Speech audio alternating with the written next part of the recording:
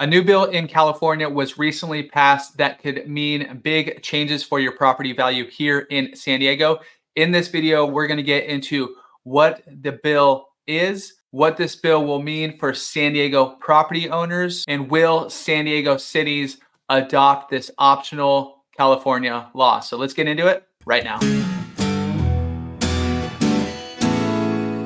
And just as a quick reminder, if you want to stay up to date on everything that's happening in San Diego real estate, throw us a thumbs up and subscribe to the channel. We're dropping new videos here every week. And as a quick reminder, I'm Chris Erickson with the Beach Life Group, real estate crew right here in San Diego. If you guys are thinking about making the move, you got questions, want to start that conversation, all of our contact info is right below.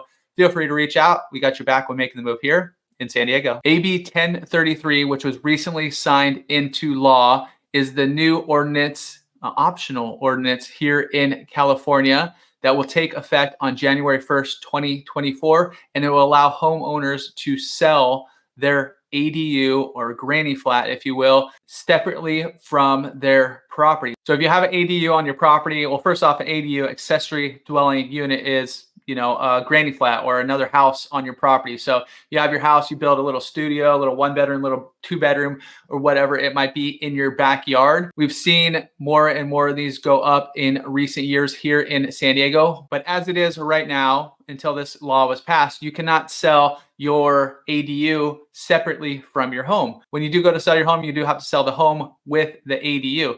Now, this new law will change that. This is already law in other places. And I'll show you an example of Seattle and kind of give you the prices of what they're doing up there. Well, I believe it will change a lot of things for home prices here in San Diego if it does get passed. Now, the thing is, it's an optional law, meaning they passed it in California, but they're leaving it in the hands of the city. So from Chula Vista all the way up to Oceanside, all the way inland, every city is going to be able to make their own decision on whether they want to accept this or not. And one of the reasons that they are passing this law is to potentially add some more affordable housing to the housing stock here in California, since prices have been rising over the past few years. So typically an accessory dwelling unit is going to be smaller in size. Let's give an example of a house is 1,600 square foot. Maybe the ADU is 1,000 square foot, 800 square foot, whatever it might be, 1 to 2 bedrooms, sometimes that's studio.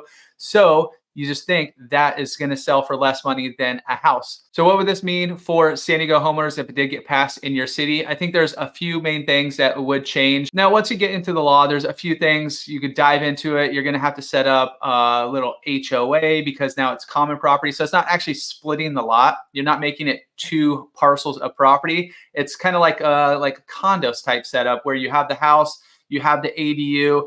This could be sold separately from the house, but it's still within, let's call it the HOA. So you would have to set up that paperwork and stuff. But like I said, once it does come into law, I'll do a full video on it and kind of really dive in so you guys know what to expect if you are going to take that route. But 2 things I think will happen if your city does accept this law wherever you are living. I think first off, I think there would be more ADUs being built, which we have seen in the past few years. I'll show you, like I said, like a little case study of Seattle's been doing it for a little bit where you can sell it separately from your house. So we'll show you the home prices, but also I'll show you what happened when they did put this into law up there. So I think there's going to be more ADUs, which is good. There's some great construction companies out there right now who are specializing in ADUs. I think we'd see more of those because certain cities like Encinitas and a few others around, they have like pre-approved plans. So to make the process a lot easier. I think also properties that have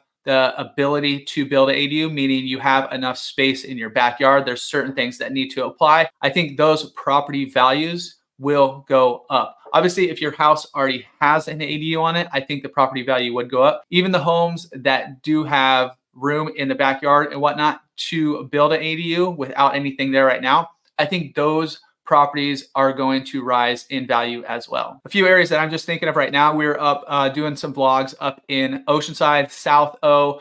A lot of those lots where you have a smaller home up front, we know people who are actually building an ADU right now in their backyard, and they still have room. They have a pool in their backyard. They still have a little yard. They have a little fire pit in a side yard. So some of the lots up there are pretty darn big. I think some of those properties, those style properties, are going to gain significant value. This is a case study from Seattle where they did have a similar law passed. It looks like it was in 2019. You can see 2005, they did have kind of a steady growth, just a little bit here, a little bit there, and a little bit of a bump in 2015 to 2019 when the ADU reform took effect in August of 2019. You could see how quickly it shot up. So if you're living in a neighborhood, that's one of the biggest obstacles, I think, which we'll get into the next section here, that cities will come up with, is people not wanting this in their neighborhoods. So in 2024, that is when the law in California takes effect. Now, every city is going to have their own time frame on when they think they should start talking about this. I'm sure we're going to start seeing more articles come out about this. But let's say, just hypothetically, in 2025, we see this law go into effect. You can expect almost a doubling of ADUs the following year, and it goes up consistently from there. And why do I think higher prices? I'll show you what the Seattle case study showed as far as what homes were selling for in the ADU status as opposed to like the single family residence in the front of the property, because there's a handful of properties that sold separately at the same time. But if you're living on your property, you sell your house as one, you sell your ADU as another unit, and then you get two sales out of it. But right now, as far as what are ADUs worth, it really depends. So there's a few things. There's a lot of things that come into effect to figure out what the value of the ADU is. When you're reselling your house, an appraiser will come out and figure out if, for the buyer, and figure out what the home is worth. Let's just say your house is 1,600 square foot. Let's go back to that example. And the ADU, let's just call it 1,000 square foot, which, whatever, that's what we'll go with right now. Similar houses in this neighborhood are selling for $800 per square foot. Okay, you have 1,600 square foot for the house. You have 1,000 square foot for the ADU. Boom, boom. You do all the math. That's what the value of the house. But that's not typically what it is. A single family home is usually going to get more price per square foot than an ADU is. One example I have going through what an appraiser gave value for an ADU. It was a smaller one. It was not 1,000 square foot. It was a big studio, nice big tall roofs. It was out in Fallbrook. So the appraiser came out and the appraisal came in low. And we were trying to figure out, okay, well, what was the issue here? Why did it come in low? And it turns out they only gave the value of an ADU. This was like a $1.6, $1.7 million house. They only gave the ADU a $75,000 value. It really depends on how the appraiser is doing it. If there's similar homes within that neighborhood that have had an ADU, that have sold, they can use those as comparables. But the sample size, there's just not a ton of those out there. So trying to get a match for match from an appraiser and saying, okay, this house sold for 1.4 million. A house without an ADU sold for 1.1 million. This house that we're trying to sell has an ADU. So let's value it at $1.4 million because that is similar to the other one. So in that case, the ADU was worth $300,000.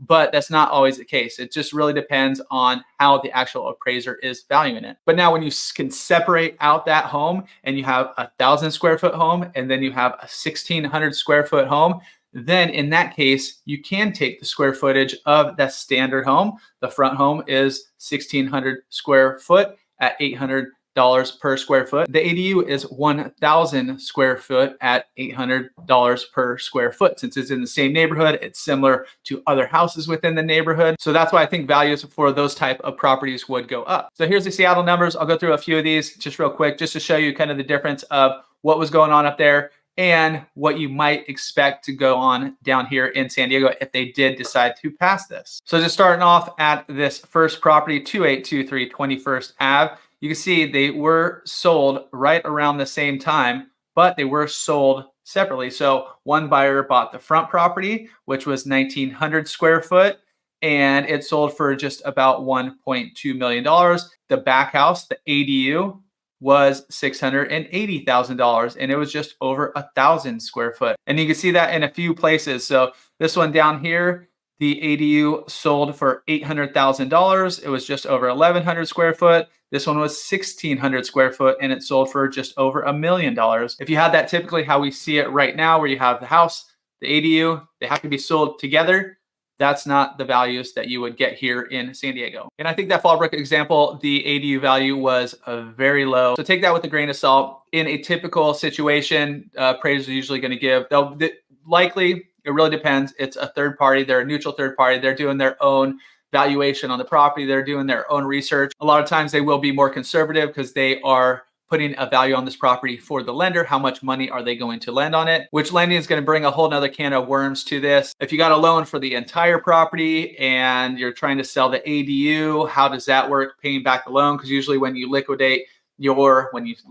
sell your home, you do have to repay back that loan. It's called. So there's a bunch of other stuff. Like I said, I'll make a full video on that as we get more information on this and how this might wrap up. And the next question is, will San Diego cities adopt this? So it's really going to depend city to city. Some cities might be more open to it, but as with anything housing related, there is going to be some blowback in every single city. So is it good for the city? Is it bad for the city? That's what they're going to decide. And within your own city, trying to figure out, okay, well, we will have a little bit more affordable housing. Homeowners are going to be able to increase their home values a little bit. Since there's now two properties on the same property, property taxes would go up. So in that example, in that Seattle example where they sold for just about 700 and 1.2, you're going to, in here in San Diego, property taxes are 1% of the purchase price. So now you're getting more in property taxes because there's going to be two property tax bills for these properties. Whereas right now, property taxes for a house, if you have a house, you have an ADU, you bought the house for $1.3 million, that's what your property taxes will be on. So I'm very interested to see how every city will handle this. I'm sure there's some cities that are going to be in favor of this. There's definitely some cities who are a little more restrictive that are going to be against this, but stay tuned right here. We're going to keep you updated and let you know exactly what's going on in the San Diego real estate market. As a quick reminder, I'm Chris Erickson with the Beach Life Group. And if you're thinking about making a move, you got questions, all of our information is down below. Feel free to reach out. We got your back when making the move here in San Diego.